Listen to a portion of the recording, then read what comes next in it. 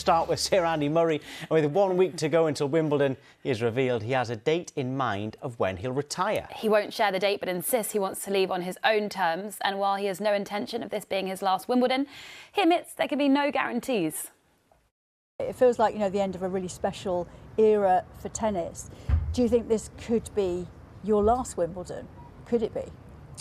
Well, I mean, I hope not, but you never know.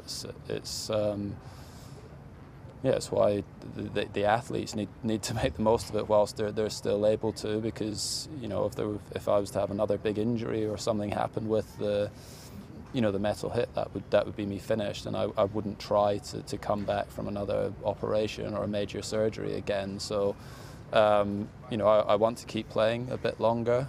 I know it's not going to be going on forever, but I have an idea of when I would like to finish.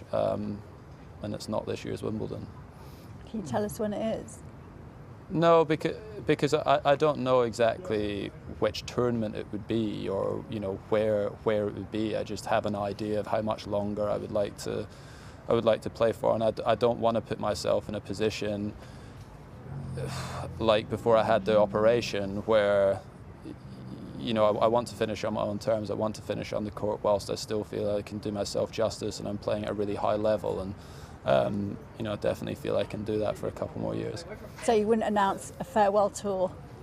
No, I Buy your tickets now? No, I don't think so. And for me, there's no right or wrong way of finishing your career. It's always a really difficult one for athletes. I'm sure lots of people would have said, "Oh, the best thing for Roger Federer to finish would have been at Wimbledon." But I thought the way that he finished his career on a doubles court with Rafa, surrounded by some of the greats of the game, was brilliant.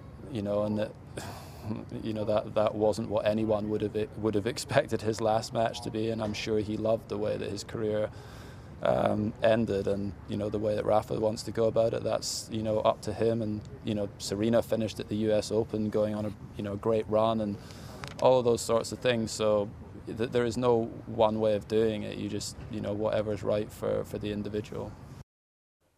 If Murray is to have success at this year's Wimbledon, he'll likely have to find a way past defending champion Novak Djokovic, who picked up his record 23rd major at the French Open earlier this month. Murray isn't quite ready to label him the greatest of all time yet, though. There's arguments there for him to be the greatest of all time.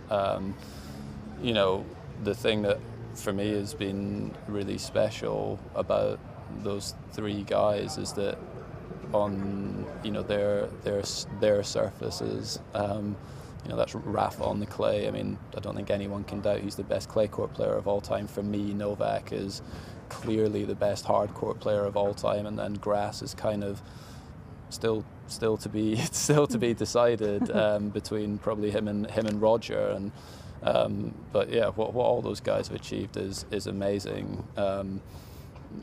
If you just go on Grand Slam titles, then you would have to give that to Novak. But for me, it's slightly more nuanced than that.